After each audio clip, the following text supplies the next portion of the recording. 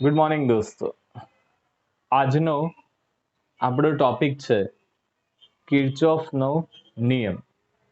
પણ દોસ્તો, કિર્ચોફના નિયમ શીખવાડતા પહેલા મારે તમને બે વસ્તુ શીખવાડવી જરૂરી છે. તો આજે આપણે સૌથી પહેલા શું શીખીશું? તો આપણે સૌથી પહેલા જંક્શન એટલે કે બ્રાન્ચ પોઈન્ટ અને લૂપ વિશે સમજીશું. જંક્શન એટલે કિર્ચોફનો પહેલો નિયમ અને લૂપ એટલે કિર્ચોફનો બીજો નિયમ. દોસ્તો, આ બે વર્ડ તમારે હવેથી કમ્પલસરી યાદ રાખવાના રહેશે. ફરીથી એકવાર બે શબ્દ હું બોલું છું. જંક્શન એટલે કે બ્રાન્ચ પોઈન્ટ, જે કિર્ચોફના પહેલા નિયમમાં વપરાશે, અને બીજો પોઈન્ટ લૂપ, જે કિર્ચોફના બીજા નિયમમાં વપરાય છે. શું કહેવા માંગે છે? જંક્શન એટલે શું? પહેલા હું જંક્શન શું છે એના વિશે સમજૂતી આપું છું અને પછી લૂપ વિશે સમજૂતી આપું છું. તો દોસ્તો, પહેલા જંક્શનને ખાસ સમજજો. જંક્શન એવો શબ્દ તમે ક્યાં સાંભળ્યો હશે? યાદ કરો, જંક્શન એવો શબ્દ આપણે ક્યાં સાંભળ્યો હોય છે? તો જંક્શન એવો શબ્દ આપણે રેલવે સ્ટેશનમાં વધારે સાંભળીએ છીએ. હવે આ રેલવે સ્ટેશનની જો હું વાત કરું તો રેલવે સ્ટેશન, દરેક રેલવે સ્ટેશન ઉપર જંક્શન નહીં લખેલું હોય. ફોર એક્ઝામ્પલ, કપડવંજ છે તો કપડવંજ જંક્શન ના કહેવાય, પણ નડિયાદ એ જંક્શન છે. અર્થાત નડિયાદ જંક્શન કેમ કહેવામાં આવે છે અને કપડવંજ જંક્શન કેમ નથી કહેવામાં આવતું, પહેલા હું એની થોડીક વાત કરી લઉં. કપડવંજમાં માત્ર ટુ વે અથવા તો વન વે લાઈન જ છે. અર્થાત કપડવંજથી નડિયાદ અને કપડવંજથી બાયડ તરફની ટ્રેન જાય છે. કપડવંજથી અમદાવાદ કે કપડવંજથી દિલ્હી કે કપડવંજથી મુંબઈ, અર્થાત બે થી વધારે કોઈ લાઈન જતી નથી. તો જંક્શન કઈ જગ્યાએ લાગે? તો જે જગ્યાએ, ફોર એક્ઝામ્પલ અમદાવાદની વાત કરું તો અમદાવાદમાં ટ્રેન ઘણી બધી અલગ અલગ જગ્યાએ જઈ શકે છે. ફોર એક્ઝામ્પલ, અમદાવાદથી દાહોદ, અમદાવાદથી મુંબઈ, અમદાવાદથી દિલ્હી. તો આ અમદાવાદ એ જંક્શન તરીકે ઓળખવામાં આવે છે. અર્થાત જંક્શનની વ્યાખ્યા બે કે બે કરતા બે થી વધારે છે. જે બિંદુ આગળ બે થી વધારે ભાગ એકત્રિત થતા હોય, ભેગા થતા હોય, તો એવા બિંદુને આપણે જંક્શન બિંદુ અથવા બ્રાન્ચ પોઈન્ટ કહે છે. ફરીથી એકવાર દોસ્તો, જંક્શન અથવા બ્રાન્ચ પોઈન્ટ એટલે શું? જો જે બિંદુ આગળ બે થી વધારે ભાગ એકત્રિત થતા હોય અથવા ભેગા થતા હોય તેવા બિંદુને આપણે જંક્શન બિંદુ અથવા બ્રાન્ચ પોઈન્ટ તરીકે ઓળખવામાં આવે છે. એટલે મિનિમમ જવાના રસ્તા દોસ્તો યાદ રાખવાના 3 હોવા જરૂરી છે. જવાના રસ્તા દોસ્તો કેટલા હોવા જરૂરી છે? 3. જો 3 રસ્તા હોય તો એવા ભાગને આપણે શું કહીએ છીએ? જંક્શન તરીકે ઓળખવામાં આવે છે. બીજો ભાગ છે આપણો લૂપ. તો લૂપ શું છે? લૂપ એટલે શું? તો જે બિંદુથી શરૂઆત કરી હોય તે બિંદુએ પાછા આવી જઈએ તો તેવા ભાગને આપણે લૂપ તરીકે ઓળખવામાં આવે છે. ફોર એક્ઝામ્પલ, હું મારા ઘરેથી ફરવા નીકળ્યો, મારા ઘરેથી ગયો Sardar Patel statue of unity, ત્યાંથી હું ગયો બરોડા, બરોડાથી ગયો આણંદ, આણંદથી આવ્યો નડિયાદ, અને નડિયાદથી હું પાછો આવી ગયો અમદાવાદ, અને અમદાવાદથી પાછો મારા ઘરે. એટલે મેં મારી શરૂઆત નીકળવાની ઘરેથી કરી હતી અને હું પહોંચીશ પણ પાછા મારા ઘરે, હું પાછો આવી જઈશ. તો આવા ભાગને આપણે શું કહીએ છીએ? લૂપ તરીકે ઓળખવામાં આવે છે. શાના તરીકે ઓળખવામાં આવે છે? લૂપ તરીકે. હવે હું વાત કરું છું દોસ્તો પહેલો ભાગ, જેને આપણે કિર્ચોફનો પહેલો નિયમ કહીશું, જેને આપણે શું કહીશું? કિર્ચોફનો પ્રથમ નિયમ. દોસ્તો, કિર્ચોફનો પહેલો નિયમ શું છે? તો જંક્શન પાસે ભેગા થતા વિદ્યુત પ્રવાહનો સરવાળો શૂન્ય થાય છે. ફરીથી એકવાર, જંક્શન પાસે ભેગા થતા વિદ્યુત પ્રવાહનો સરવાળો કેવો થાય છે? શૂન્ય થાય છે. કેવી રીતે છે દોસ્તો? હું આકૃતિ દોરીને તમને આખો કિર્ચોફનો પહેલો નિયમ સમજાવું છું. એટલે કિર્ચોફનો પહેલો નિયમ ખાસ આવડવો જરૂરી છે. જો કિર્ચોફનો પહેલો નિયમ નહીં આવડે તો આપણે આગળ પણ ક્યાંય વધી નહીં શકીએ. એટલે કિર્ચોફનો પહેલો નિયમ સૌથી પહેલા આપણે લખીએ છીએ અને એના પરથી આગળ વધીએ છીએ. ચલો તો દોસ્તો કિર્ચોફનો પહેલો નિયમ શરૂઆત કરીએ છીએ. કિર્ચોફનો પ્રથમ નિયમ. ચલો હવે હું તમને કેમેરો એ તરફ લઈ જઈએ છે. 2 સેકન્ડ થોડુંક બ્લર થશે, પછી સરસ મજાનું તમને દેખાવા લાગશે. ઓકે, કિર્ચોફનો પહેલો નિયમ. ફરીથી એકવાર નિયમ શું છે? તો જંકશન પાસે ભેગા મળતા વિદ્યુત પ્રવાહોનો બેઝિક સરવાળો શૂન્ય થાય છે. ફરીથી એકવાર, જંકશન પાસે મળતા વિદ્યુત પ્રવાહનો બેઝિક સરવાળો શૂન્ય થાય છે. દોસ્તો આ જંકશનને હું ફરીથી એક વખત આ નિયમ સમજાવતા પહેલા હું જંકશન આકૃતિ દોરી લઉં.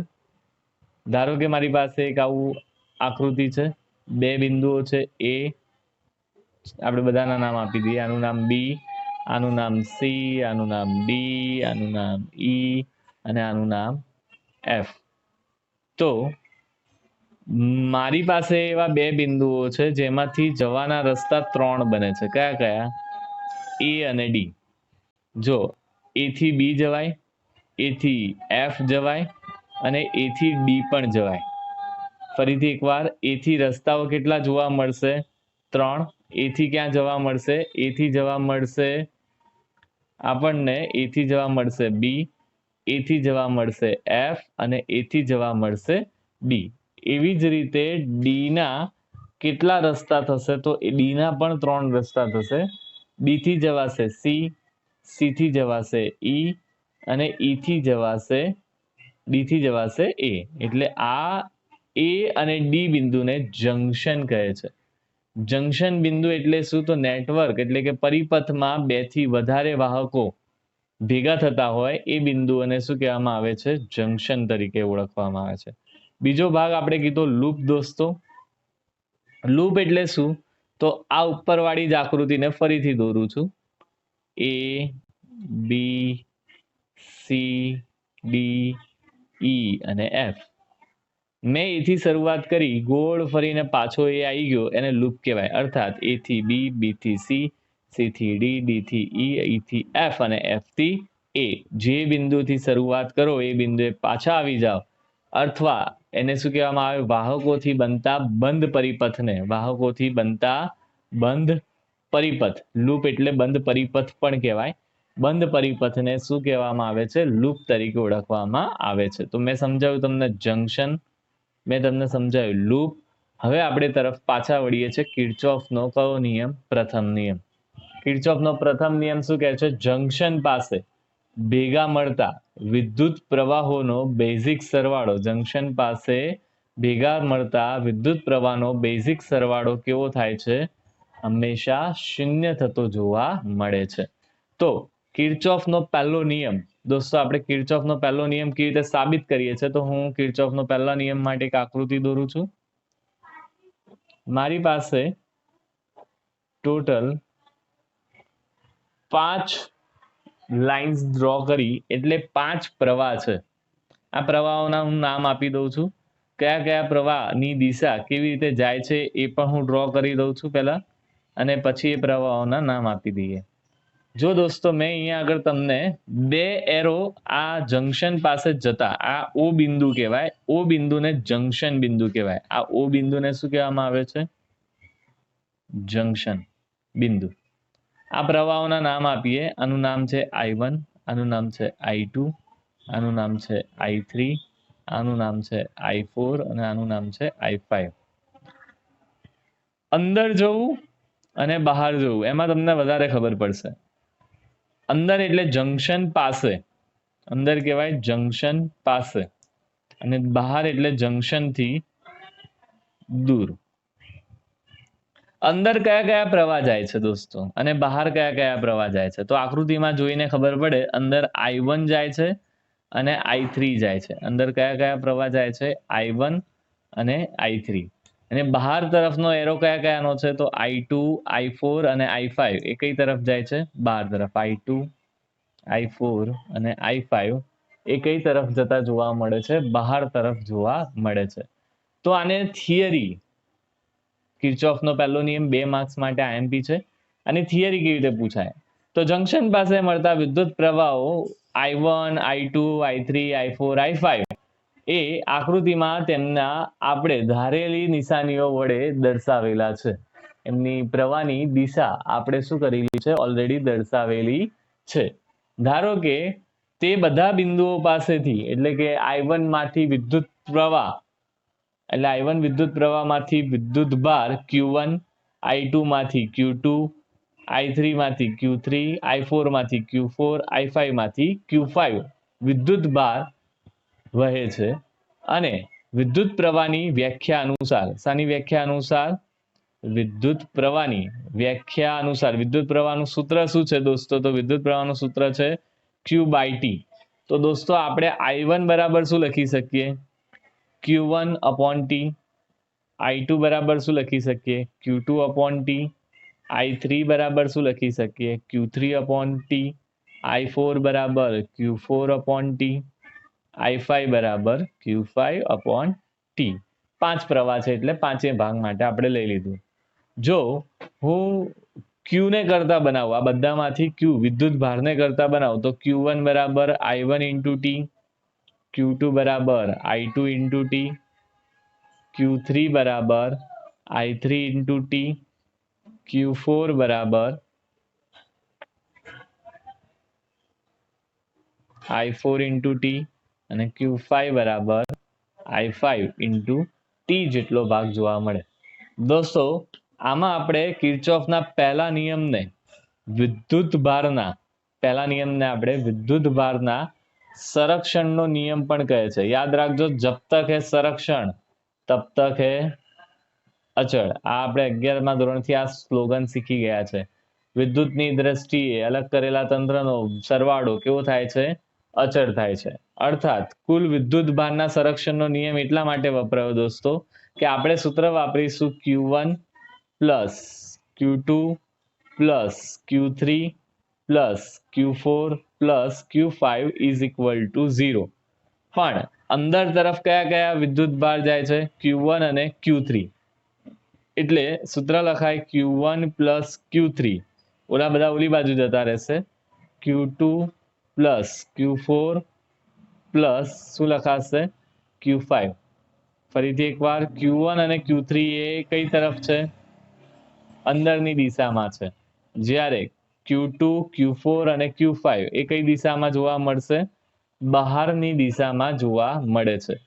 આ Q વાળી બધી જે ભાગ છે એમાં આ I વાળી T વાળી કિંમતો મૂકી દઈએ. ચલો, તો I into T વાળી કિંમતો મુકાવો તો દોસ્તો સૂત્ર શું થશે એ લખીએ છીએ. હવે 2 મિનિટ થોડું બ્લર થશે, પછી પ્રોપર દેખાઈ જશે. I1 into T plus I3 into T is equal to I2 into T plus I4 into T plus I5 into T. દોસ્તો અહીંયાથી પણ T કોમન નીકળશે અને અહીંયાથી પણ T કોમન નીકળશે. બંને બાજુથી T કોમન નીકળી જાય અને તો T સામસામે શું થઈ જાય? કેન્સલ થઈ જાય. અર્થાત શું બચશે? તો I1 પ્લસ I3 શું બચશે? I1 plus I3. આ બાજુ શું બચશે? I2 plus I4 plus I5 બચશે. હવે આ 3 ભાગ છે એને ઉઠાઈને જો હું કઈ બાજુ લાવું? ડાબી બાજુ, તો પ્લસનું શું થઈ જાય? 3 3 માઇનસ. અર્થાત I1 plus I3 minus I2 minus I4 minus I5 is equal to શું બની જાય?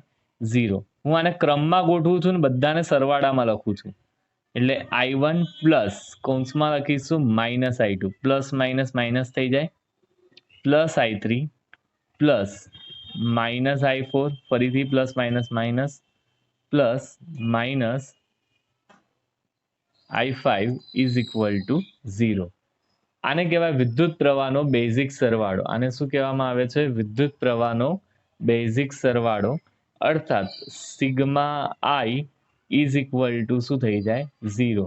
તો આ નિયમને આપણે એવું કહેવાય sigma I is equal to કેટલા થઈ ગયા? 0. અર્થાત આપણે શું કહેવાય આને? તો કહેવાય વિદ્યુત પ્રવાહનો બેઝિક સરવાળો કેટલો મળે છે? 0 મળે છે. અર્થાત આપણે સિમ્પલ લેંગ્વેજમાં કિર્ચોફનો જો પહેલો નિયમ યાદ રાખવો હોય તો કહેવાય આવતા વિદ્યુત પ્રવાહ બરાબર જતા વિદ્યુત પ્રવાહ. સિમ્પલ લેંગ્વેજમાં યાદ રાખવા માટે યાદ કરી લેજો, આવતા બરાબર જતા. કોની વાત થાય છે? વિદ્યુત પ્રવાહની. કિર્ચોફનો પહેલો નિયમ આખો દોસ્તો આપણે અહીંયા પૂરો કર્યો. કિર્ચોફનો પહેલો નિયમ શું કહે છે? તો જંકશન પાસે ભેગા મળતા વિદ્યુત પ્રવાહનો બેઝિક સરવાળો 0 હોય છે. અર્થાત સિમ્પલ લેંગ્વેજમાં કહું તો આવતા વિદ્યુત પ્રવાહ ઇઝ ઇક્વલ ટુ જતા વિદ્યુત પ્રવાહ જેટલો જોવા મળે છે. તો આપણે કિર્ચોફનો દોસ્તો પહેલો નિયમ અહીંયા પૂરો કર્યો. અને પછીના વિડીયોમાં તમે કિર્ચોફનો બીજો નિયમ સમજશો. Thank you.